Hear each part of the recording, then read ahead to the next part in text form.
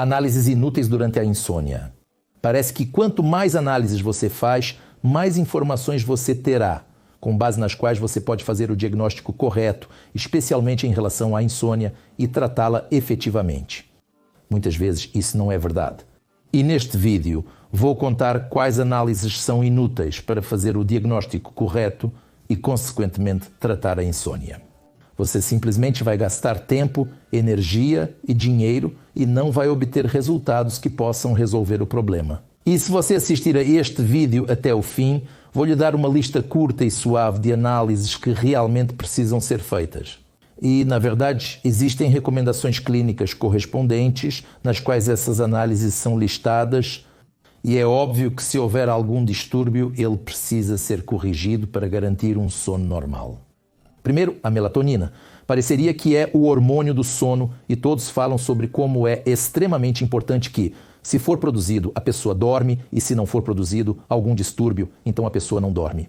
Mas como dizem, o diabo está nos detalhes. Primeiro, para olhar o perfil da melatonina, que não é constantemente produzida por nós, ela tem o que chamamos de ritmo circadiano, começa a aumentar a produção de melatonina à noite, antes de dormir, o pico de produção na primeira metade da noite, depois diminui e durante o dia o nível de melatonina é mínimo.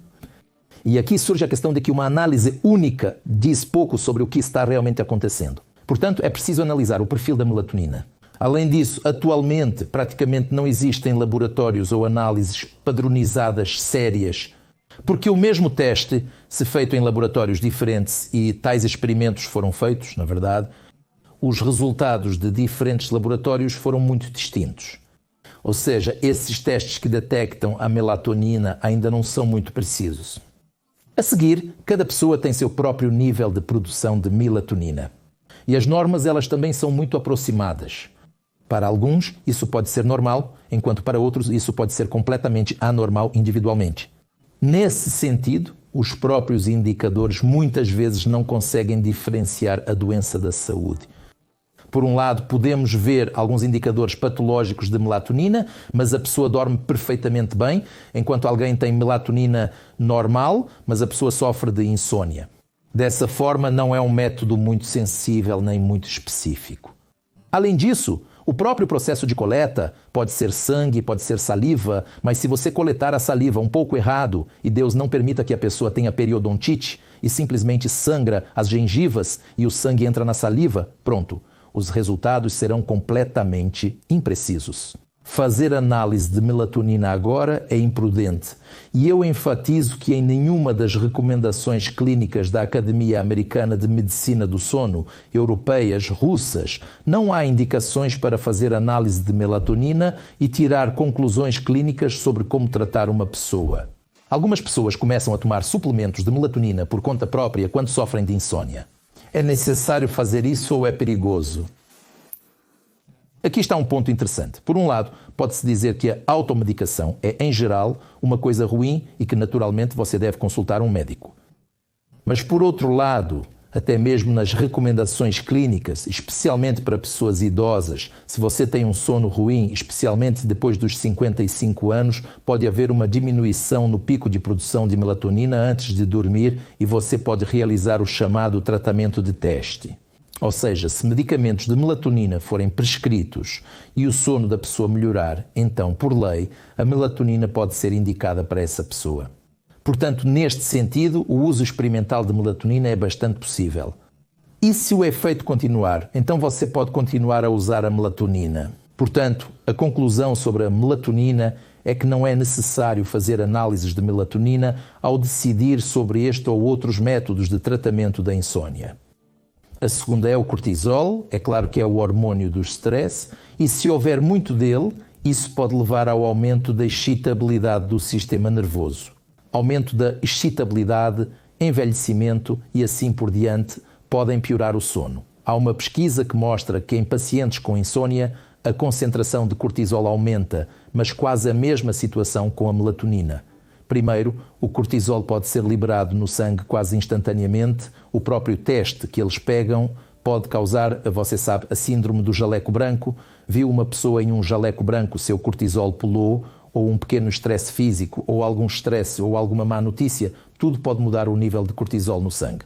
Se falamos especificamente de outras doenças onde o cortisol é elevado e, por exemplo, doenças adrenais são observadas e assim por diante.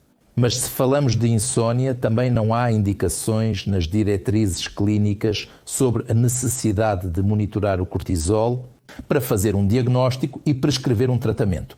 Portanto, quero reforçar mais uma vez que isso não é um exame padrão quando uma pessoa vai a uma consulta com insônia. Provavelmente, endocrinologistas e nutricionistas podem discordar de mim e dizer que, em sua opinião, sim, isso é extremamente importante, mas ainda assim tento basear-me em pesquisas clínicas sérias, nas quais são formadas as recomendações e diretrizes clínicas. Então, nessas recomendações, a análise do cortisol não está presente. Terceiro, adrenalina e noradrenalina. Isso, na verdade, é também um bloco de hormônios do estresse. Eles são ainda mais, digamos, sensíveis a certas influências externas, algo te assustou, e a adrenalina foi liberada imediatamente. Você está indo embora e um carro atrás buzinou. E, de certa forma, você ficou um tanto assustado. A adrenalina dispara, mas diminui rapidamente. Ao mesmo tempo, se você está fazendo um exame de sangue e tem medo de exames de sangue, seu nível de adrenalina vai disparar no momento da coleta de sangue. Por isso, é preciso ter muito cuidado ao tentar analisar esses hormônios do estresse, especialmente em relação à insônia crónica. E quero enfatizar novamente que não há recomendações clínicas para análises de adrenalina e noradrenalina como necessárias para o diagnóstico de insônia. Eu sempre menciono recomendações clínicas. É interessante que agora, em primeiro lugar, nas recomendações clínicas, pode não ser para diagnóstico, mas para tratamento, está a chamada terapia cognitivo-comportamental para insônia, que é direcionada para o tratamento da insônia condicionada reflexa, que de forma alguma é baseada em qualquer tipo de análise. Trata-se de uma pesquisa detalhada de um indivíduo identificando reflexos condicionados negativos, pensamentos negativos, comportamentos desadaptativos e imagem de vida. E isso é suportado apenas por uma anamnese cuidadosamente coletada. E, a propósito, quero dizer que o método mais eficaz de tratar tal insônia condicionada reflexiva é a terapia cognitivo-comportamental. Eu implemento um programa autoral de terapia cognitivo-comportamental para insônia que permite que a maioria dos pacientes cure a insônia crónica em 6 semanas a 1 mês e meio sem o uso de medicamentos para dormir. Na descrição deste vídeo você encontrará um link para o programa e como se inscrever para uma consulta comigo se sofre de insônia crónica e quer se livrar dela. Quarto, eu quero dizer que os médicos frequentemente prescrevem vários exames para vírus. Vírus do herpes simples, Epstein-Barr e outros na lista. Provavelmente esses vírus podem prejudicar o funcionamento do corpo humano, causando possíveis complicações. Mas também não há estudos sérios que afirmem que esses vírus que vivem no corpo humano podem causar insônia. Outra coisa importante é quais anticorpos, assim chamados, devemos levar em consideração. Nossos anticorpos indicam que uma pessoa já entrou em contato com esse vírus em algum momento. Quero dizer, o vírus do herpes praticamente todo mundo tem. Ou seja, 97% da população está infectada com o vírus do herpes, apenas 3% tem algum tipo de imunidade inata e não tem esse vírus. E esses mesmos anticorpos para o vírus do herpes estão presentes em quase todos, assim como em Epstein-Barr, assim como em uma série de outros vírus, e isso não nos ajuda a fazer um diagnóstico preciso. E eu vou dizer literalmente, na última consulta, uma paciente veio até mim que começou a ter insônia 1 ano atrás, depois de um estresse. Eles fizeram testes de vírus nela e por quase 1 ano ela foi tratada com interferons, alguns medicamentos antivirais e assim por diante. Depois começaram a tratar o intestino porque os problemas começaram a surgir. E a insônia como estava permaneceu. Em geral, tudo foi justificado pelo estresse e depressão. E não tinha nenhuma relação com vírus. Outra coisa é que sim, se a infecção clínica óbvia é viral, digamos, o vírus do herpes causando herpes, não serão imunoglobulinas, mas imunoglobulinas M. Isso é chamado de fase aguda, ou seja, é uma infecção primária ou reinfecção. Então, geralmente, são manifestações clínicas específicas dessas infecções virais. A simples presença dessas infecções virais sem manifestações clínicas dificilmente pode afetar a qualidade do sono e muito menos causar insônia. Portanto, também não faz muito sentido fazer esse grande painel para todos os possíveis vírus em pacientes com insônia.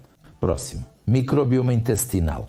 Existe uma boa expressão que diz que o intestino é nosso segundo cérebro e lá temos 6, acho que 7 quilogramas de diferentes bactérias vivendo e vírus e assim por diante, que têm coexistido com o organismo por muitos milhões de anos, ou seja, há uma simbiose. E que essas ou outras mudanças nesse microbioma podem causar sérios problemas com o sono. Talvez eu recuse.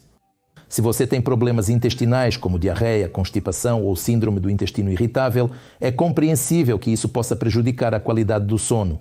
Além disso, eu diria que frequentemente a síndrome do intestino irritado não é um problema com o microbioma, são doenças psicossomáticas. Existe um termo chamado doença do medo do urso, quando alguém tem medo de algo e logo desenvolve diarreia. O que temos aqui? As bactérias se acumularam no intestino. Não, é uma reação do sistema nervoso vegetativo na forma de aumento da motilidade intestinal e, consequentemente, de fezes moles ou até mesmo diarreia. Ou a chamada dispepsia funcional, a pessoa come um pouco e sente como se toda a digestão tivesse parado e assim que para de comer, sente uma queimação imediata, também precisa comer algo. Bem, em geral é uma patologia associada ao intestino. E isso também é uma situação óbvia descrita no contexto das mesmas condições de ansiedade e depressão, quando o intestino reage à psicopatologia. Mas para que o próprio microbioma determine exclusivamente se uma pessoa dorme ou não, não há estudos sérios e conclusivos. E mais uma vez, quero enfatizar que também não há indicações nas recomendações clínicas de que é necessário investigar o microbioma intestinal e, com base nisso, diagnosticar quaisquer distúrbios do sono. Se você já teve a experiência de entregar essa enorme quantidade de exames, às vezes centenas de diferentes exames, por favor escreva nos comentários o que eles coletaram de você. Sim, como eles analisaram, o mais importante, quais conclusões foram tiradas. Nesse sentido, eu diria, talvez me desviando um pouco do tema da insônia, que há um problema que os nutricionistas enfrentam quando coletam uma grande quantidade de exames e até veem algumas mudanças nos parâmetros, mas ainda não está totalmente claro o que a mudança desse parâmetro implica, mas todos tentam compensar. E a pessoa é prescrita com 20, 30, 40 medicamentos ao mesmo tempo. Existe um conceito chamado polifarmácia. Isso é quando muitos medicamentos são prescritos ao mesmo tempo. Geralmente se acredita que se mais de 5 medicamentos forem prescritos para uma pessoa ao mesmo tempo, como eles interagirão entre si é absolutamente incompreensível. E se mais de 10 medicamentos forem prescritos ao mesmo tempo, o risco de efeitos colaterais ou alguma interação negativa entre os medicamentos geralmente é maior do que os benefícios de usar esses medicamentos. É uma coisa se um médico integrativo sério prescreve algo, mas às vezes nutricionistas que foram estudar por 2 meses e depois prescrevem centenas de análises e depois 40 medicamentos. Aqui, suavemente falando, é uma abordagem errada do ponto de vista da possível correção de algumas deficiências no corpo humano. E eu disse que vou te contar sobre os exames que você deve fazer e que, em geral, podem afetar a qualidade do sono ou piorar o sono ou levar à insônia. Primeiro de tudo, é um exame de sangue geral. É um exame bioquímico padrão de sangue. É um exame de sangue para vitamina do grupo ferro e ferritina, porque é óbvio que a falta de ferro causa insônia, bem como outros parâmetros. E também um exame dos hormônios da tireoide, porque tanto o hipertireoidismo pode causar insônia quanto o hipotireoidismo, a diminuição da função da tireoide, também pode levar a distúrbios do sono, em particular ao aparecimento de ronco e apneia. Ou seja, em geral, não é um volume tão grande de análises, embora sim elas precisem ser feitas, porque se algum distúrbio for detectado, é claro que isso pode piorar a qualidade do sono, causar outros distúrbios do sono ou até mesmo, digamos, o mesmo ronco, apneia ou síndrome das pernas inquietas e movimentos periódicos dos membros durante o sono. Por exemplo, a falta de ferro, obviamente, provoca o fato de que os membros começam a se mover durante o sono e isso pode levar ao desenvolvimento de insônia séria. Em geral, quero enfatizar novamente que é necessário abordar tudo de maneira sensata e basear-se em parâmetros de medicina baseada em evidências, diretrizes clínicas, nas quais essa lista de análises é fornecida. Você pode ver diretamente na tela quais análises são apropriadas para entender principalmente e excluir quaisquer problemas somáticos que possam levar a distúrbios do sono. Eu, especificamente, forneço tais vídeos informativos em meu canal para que você entenda melhor quais problemas podem ocorrer com o sono. Inscreva-se no meu canal, lá tem muitos vídeos úteis sobre como melhorar o sono, como combater distúrbios do sono e como garantir a higiene e a qualidade do sono em geral. Não se esqueça de clicar no sininho para não perder meus novos vídeos interessantes.